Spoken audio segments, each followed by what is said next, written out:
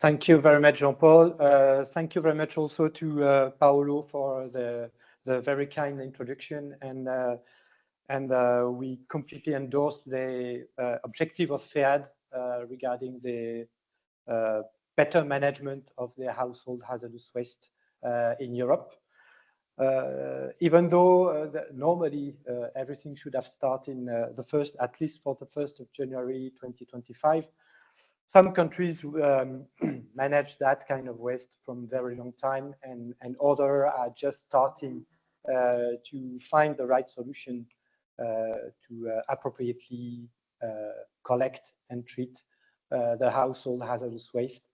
And I will try to explain to you what is our view as hazardous waste management operators on that specific kind of hazardous waste, because there are some specificities due to the fact that those wastes are coming from the households. And we would like to highlight some very important points on the entire chain of this waste management, and also to warn of certain risk we see at the moment regarding the appropriate collection and treatment of that waste. First of all, just a few words about hazardous waste. Hazardous waste is a European-wide association. We are present in 10 countries with 185 facilities and with a capacity around 10 million tons of hazardous waste. Our three pillars are promoting traceability, non-dilution of hazardous waste with other waste, or to non-dilution of hazardous substances or hazardous properties in order to circumvent appropriate treatment, and also decontamination, which is key within the objective of a circular economy within the EU.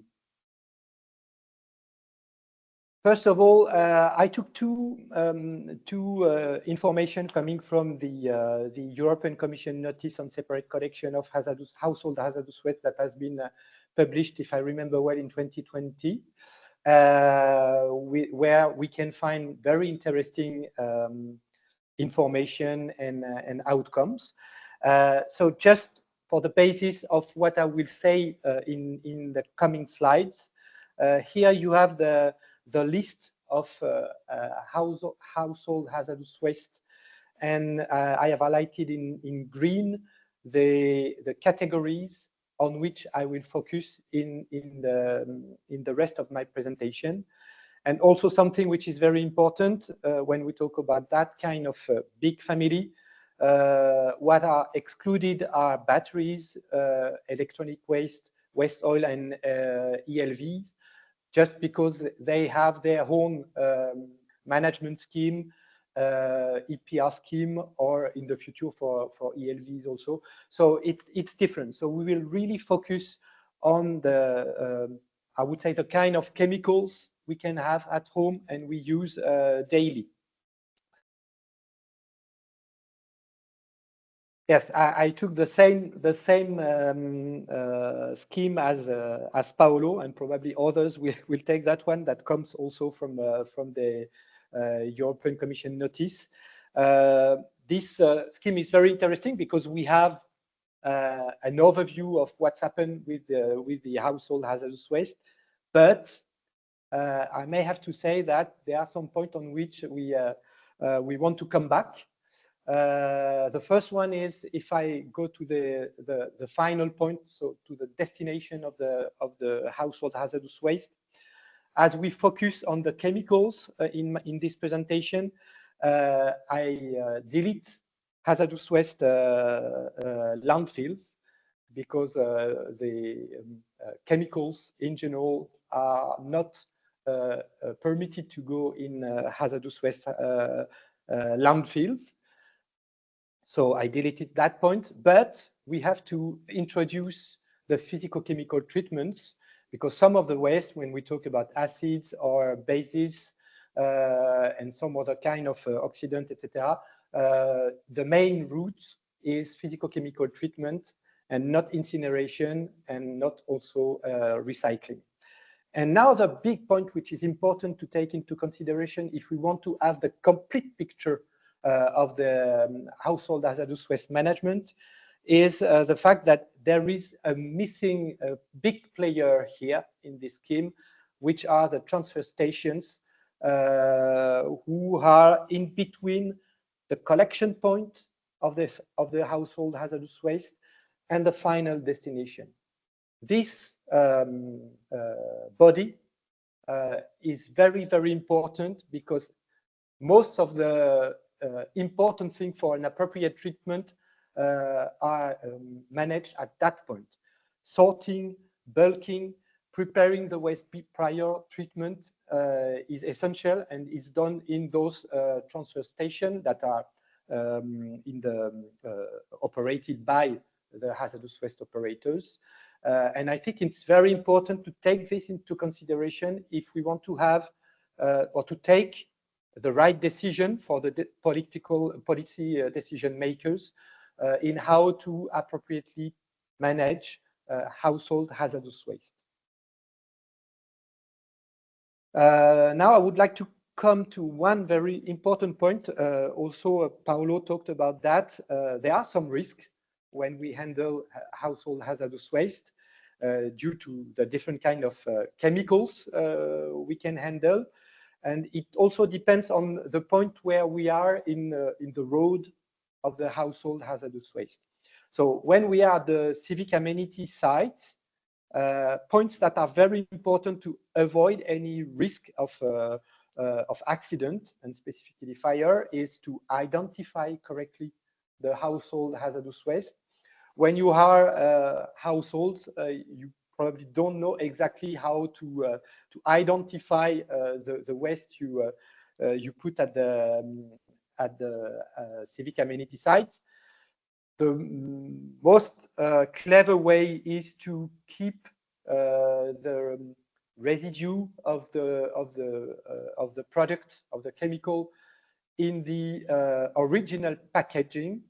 Then we have some information about the danger, about the type of chemicals that are in the container. So this is the best way. And if it's not the case, if you put, for example, the rest of your white spirit in a bottle of water, it's important to identify the product which is in this kind of undefined containment. So identification is very important. Second point, the training of the guardian is also key.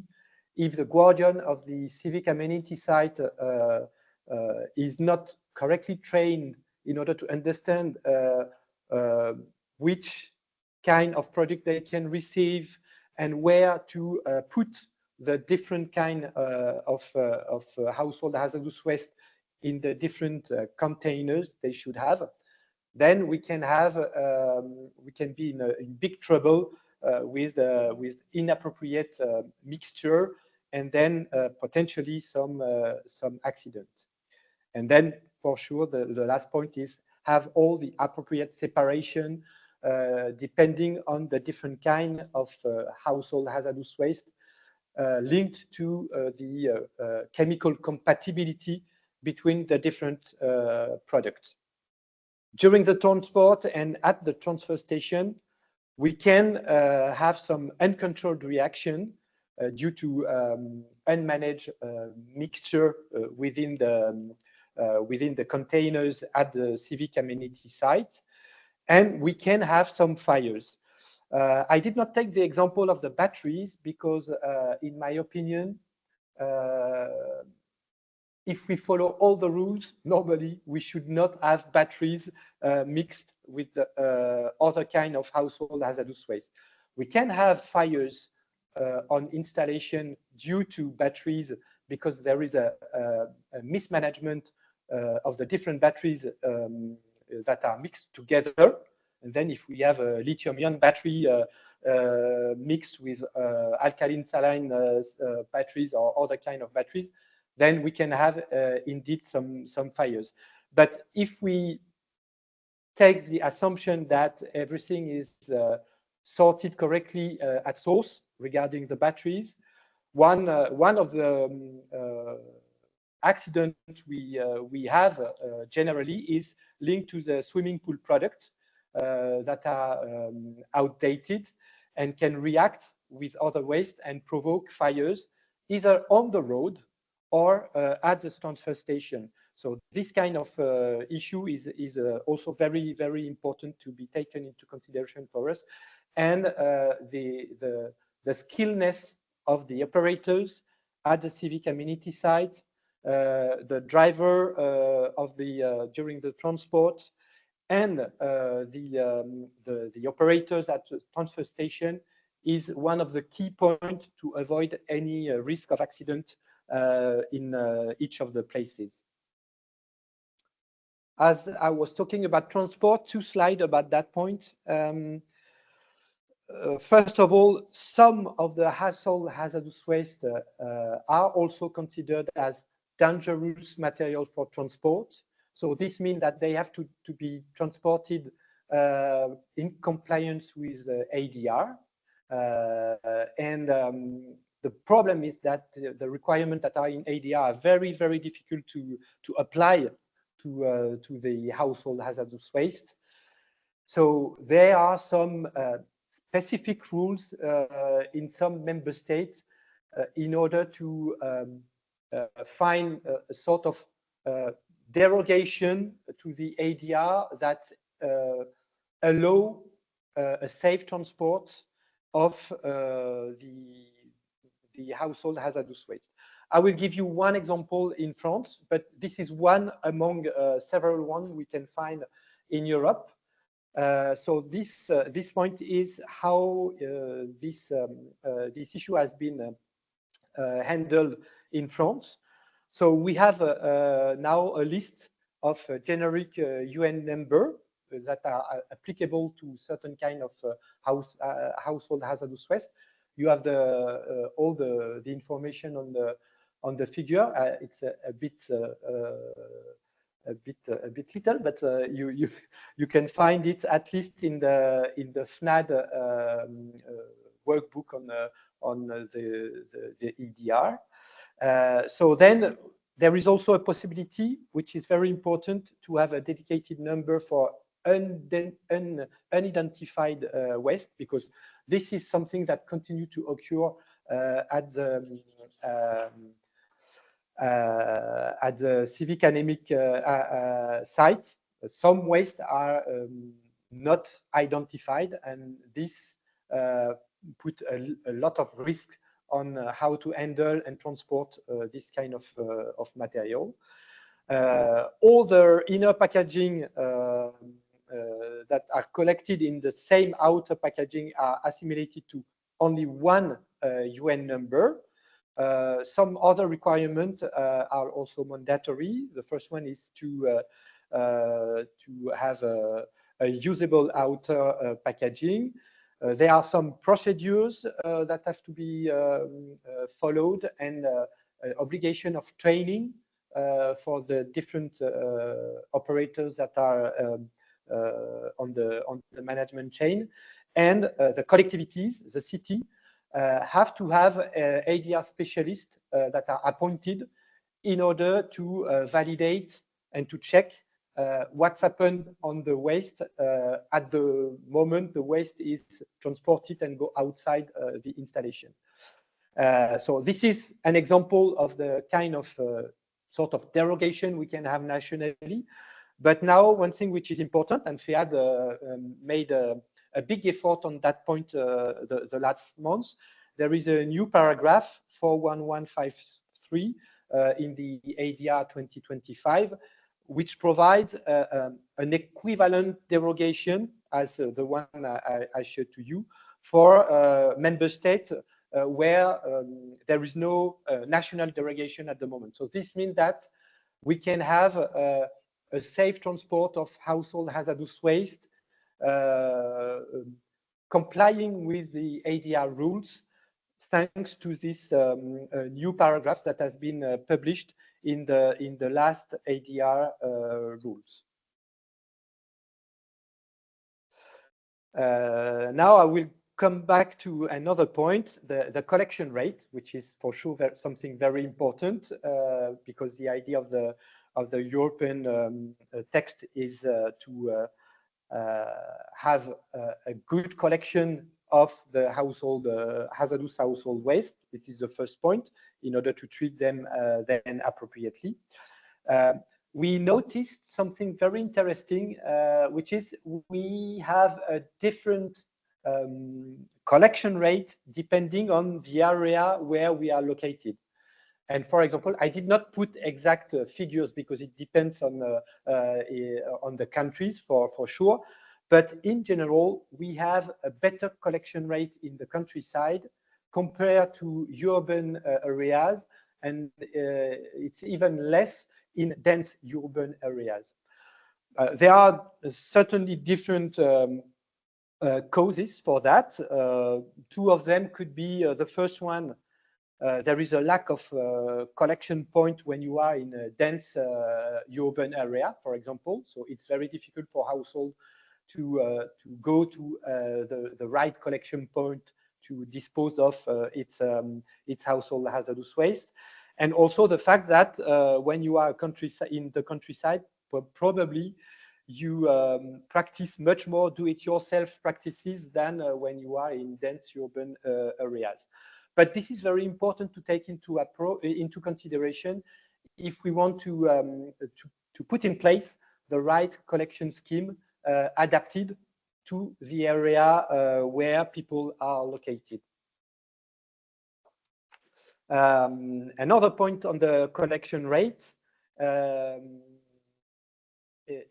we have different quantities depending on the type of household hazardous waste. Here you have the example of France again. Those figures comes from EcoDDS, which is the pro for the EPR scheme in France on household hazardous waste. And you can see here that the distribution of the collected hazardous household waste mirrors, in fact, the type of chemicals produced that are used by households. It's for sure an household use and then produce this household hazardous waste more paint than acids or base compounds. So we also have to take this into consideration. So the distribution of the different type of household hazardous waste, if we want to design correctly the collection and the treatment scheme, and specifically the amount of containers and the volume of the containers we need at the collection point. Another point regarding the collection rate is how it evolves with time. I took here again in consideration the case of France. I'm French, so I took that one into consideration. So since mid-2013, there is an EPR scheme in France on the household hazardous waste. And again, I focused on specifically the chemicals. And you can see this increase of the collection or of the quantity that is collected, not the rate, from 2014 to 2023 for the producer responsibility organism. It's great. The quantity are increasing year by year. But there is something else that has to be taken into consideration if we want to really assess the reality.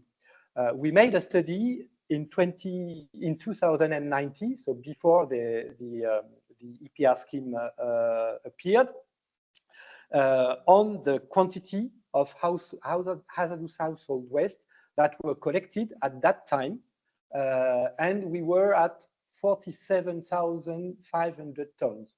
So approximately the same amount of household hazardous waste that are collected at the moment.